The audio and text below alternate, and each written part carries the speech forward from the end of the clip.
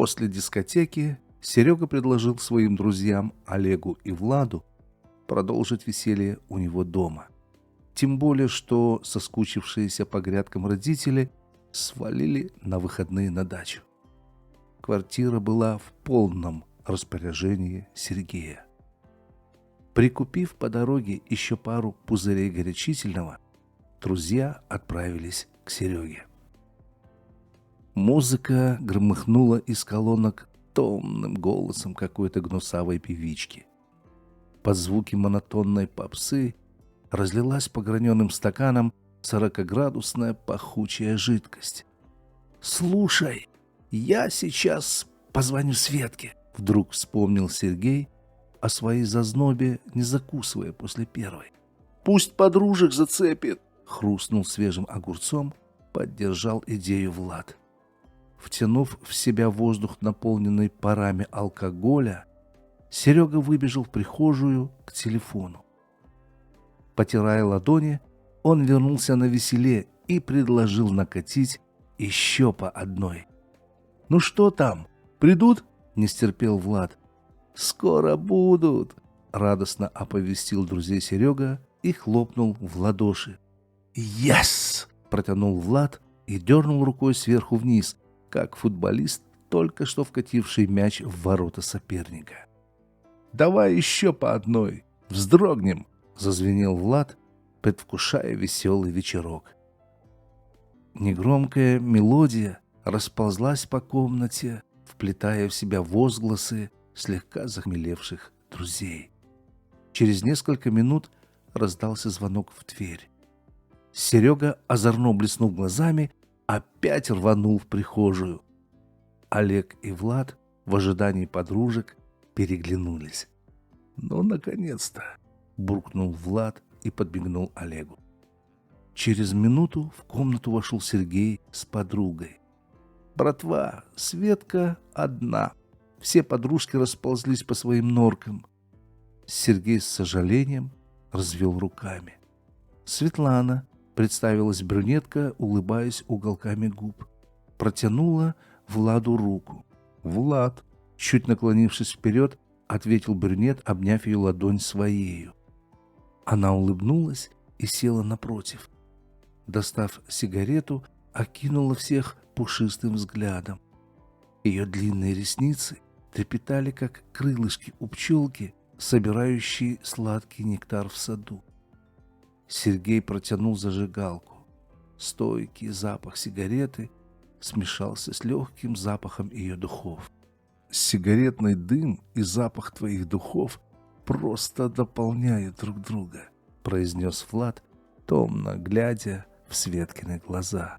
Затянувшись, она отвела взгляд в сторону. «Ну что, закуска стынет?» — кивнул Серега, не обращая внимания на любезность друга, и опять наполнил стаканы. Света взяла стакан и, чуть приподняв его, не чокаясь, прижала к своим губам. Крякнув и наскоро закусив, парни переглянулись. «Ну что, мы тогда отвалимся», — произнес Олег и туманным взглядом окинул парочку напротив. Влад нехотя поддержал кивком друга. «Погодите, вы чего? Вон еще сколько водяры!» Серега окинул взглядом стол, утыканный бутылками. На столе сверкали боками несколько бутылок водки и каких-то напитков. «Ну что, тормознемся?» — спросил Влад у Олега. Тот бросил взгляд на стол и, недолго думая, согласно кивнул головой. Опустошив недопитую бутылку, выкатились на балкон. Небо, утыканное звездами, как раз прокатывало луну мимо, за крышу соседней многоэтажки. «Ну ладно, пацаны», — раздался голос Сереги из комнаты. «Не скучайте, если что, валитесь на диван». «Хорошо, так и сделаем», — протянул Олег. Серега, подхватив Светку за талию, потащил ее под веселый смех в спальню. «Во, блин, Серега, не теряет времени», — ухмыльнулся Влад. «Пошли, продолжим веселуху», — предложил Олег. Они опять накатили по маленькой. Музыка мягко ласкала слух. Друзья о чем-то громко разговаривали, смеялись. Из спальни выглянул Серега. «У нас водочка еще имеется?»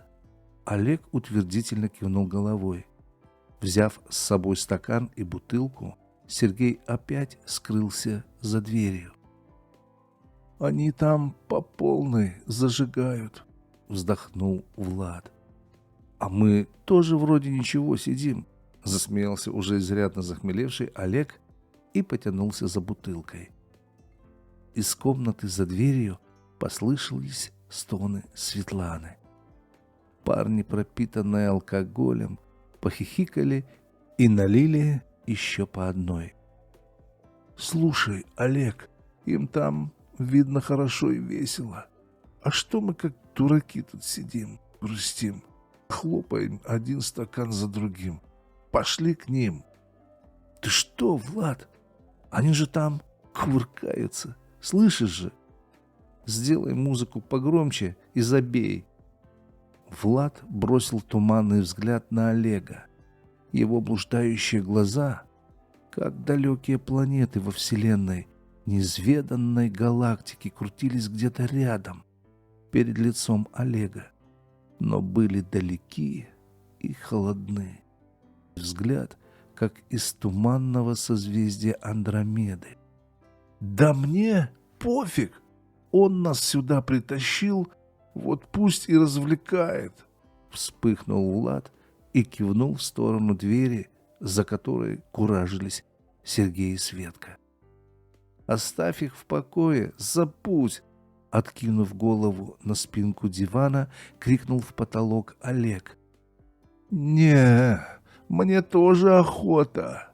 Влад похлопал ладошкой по джинсам чуть ниже живота. «Ну ты, кобель!» — засмеялся Олег и плеснул в стакан водочки. «Да ну тебя, вечно ты как лох! Пошли!» — крикнул Влад. «Давай лучше выпьем по одной», — предложил Олег. Влад подошел к другу и выхватил у него бутылку из рук. Закинув голову, стал вливать в себя чистую, как слеза, крепленную водку. «Ты что, старик?» — удивился Олег. «Куда гонишь-то? На, закуси!» «Да пошел ты!» — выкрикнул Влад, вытирая рот рукавом. Бросив пустую бутылку на диван и чуть шатаясь, Влад направился в сторону комнаты, откуда доносились томные звуки. «Ты куда, Влад? Стой! Там же Серега!» Пытался удержать друга Олег за широкий ремень на джинсах. Тот отмахнулся и, больно ударив по руке Олега, сорвался с места. Подлетев к двери, Влад пнул ее ногой. Замок взвизгнул, и дверь распахнулась в темную комнату. Светка испуганно закричала. «Ты что творишь?» — крикнул из темноты Сергей и выскочил навстречу Владу. Тот, что есть силы, ударил ногой Сергея в живот. Раздался треск сломанного дерева, потом было слышно, как Сергей рухнул на пол. Пока Олег пытался оторваться от дивана, дверь в комнату закрылась. «Влад, открой! Влад, открой! Серега!» — кричал в дверь Олег. За дверью опять послышались голоса. Придерживаясь за косяк двери, Олег еще какое-то время пытался прислушаться к шуму по ту сторону комнаты. «Ну и ладно, черт с вами!» — буркнул Олег и, раскачиваясь, потелепал к дивану. Налил еще водки в стакан, закусил соленым огурцом и, нащупав пульт телевизора, нажал на кнопку. Экран замелькал яркими пятнами, картинки сменялись одна на другую. Олег протер глаза. «Фу, что за хрень какая-то!» — зачем-то произнес Олег и бросил пульт на диван. Пьяная Светка целовала Влада и прижимала к себе. Он был сверху, грубо обнимал ее, сжимал ладонями грудь. Она стонала и помогала ему. «Ух, какой ты сильный, твердый!» — стонала Светка, извиваясь в руках Влада. Насладившись ею, Влад сполз на ковер. Светка, тяжело выдыхая, раскинула руки, повернула голову к Владу. Ее глаза уловили в темноте силуэт любовника. «Ты не Серега? Ты кто?» — испуганно спросила Светка, пытаясь разглядеть фигуру в темноте. Пристально всматриваясь в темноту, пролепетала: «Эй, а где Серега?» «Да мне пофиг, где он. Какая тебе разница? Водку жрет, наверное», — отрыгнув, грубо ответил Влад и вытер рот тыльной стороной ладони. «Не все ли равно тебе? Серега, не Серега? Что ты дергаешься, сучка? Что, не понравилось?» «Да пошел ты к черту, свинья!» — взвизгнула Светка, поджав под себя ноги.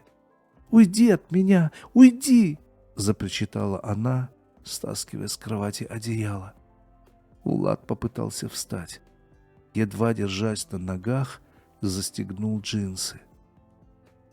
«Все, отвали!» — произнес он и на ощупь, держась за стену, направился к двери. Светка заползла кое-как на кровать и, накрывшись пледом, уснула. В зале, откинув голову на спинку дивана, спал Олег. Влад нащупал взглядом спящего друга и, пытаясь не свалиться, медленно, шатаясь, подошел к нему. Толкнув в плечо и, цепляясь языком за какие-то звуки, спросил: «Ты что, дрыхнешь?» Олег медленно и молча сполз со спинки дивана на подлокотник и тут же захрапел. «Да ну вас всех!» — махнул рукой Влад и, едва передвигая ноги, направился в прихожую. Кое-как открыл замок и, захлопнув за собою дверь, удалился. Дикий крик, разорвавший тишину, и мозг Олега завис в воздухе квартиры прямо над головой. Кричала женщина. Ее мощный оглушительный крик вырвал Олега из глубокого сна. Это кричала мать Сергея, вернувшаяся с отцом с дачи. «Чего ты так кричишь?» — раздался недовольный мужской голос. «Сережа! Сережа! Там Сережа!» Ее крик вдруг резко оборвался. Она умолкла, медленно сползая по стене на пол. Олег попытался открыть глаза. Веки тяжелые, опухшие. Свет впился иголками, обжигающей резью. Будто кто-то бросил туман и песок ему под ресницы. Он протер ладонями лицо, тряхнул головой, будто пытаясь сбросить с макушки паука. «Где я?» — очнулся Олег и, щурясь, стал осматриваться. В голове будто взорвалась атомная бомба. Пустота. Во рту сухо и что-то вроде пепла на зубах.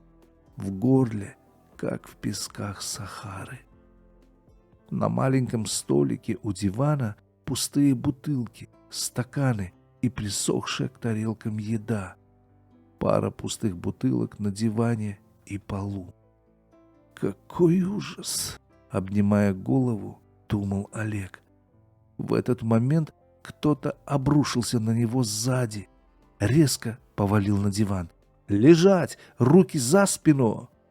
Олег даже не успел опомниться, как на запястьях щелкнули наручники. «Что вы делаете? Кто вы?» «Лежать! Не дергайся!» — приказал голос прямо в ухо. Светка с размазанным лицом стояла в комнате, накинув на себя коричневый плед, и тупо смотрела перед собой.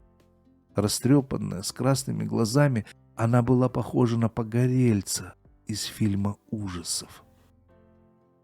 Какие-то люди выносили из комнаты Сергея. Его голова, лицо покрыты коркой крови. Он не подавал никаких признаков жизни. Его глаза полузакрыты. «Что случилось?» — спросил Олег. Но тут же чья-то сильная рука, взяв его за воротник, вдавила в диван. «Зачем наручники?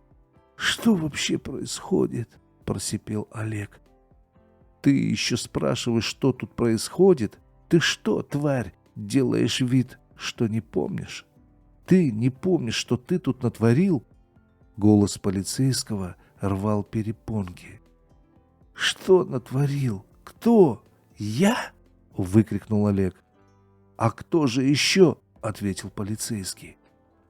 Светка указала рукой на Олега, когда следователь спросил, кто насиловал ее в темной комнате. «Это он ворвался к нам в комнату. Мы с Сергеем были одни. А потом этот...» Она кивнула на полуживого Олега. Он насиловал меня». Полицейский с отвращением и ненавистью покосился на Олега. «Ну и мразь же ты, урод!» — произнес он сквозь губу.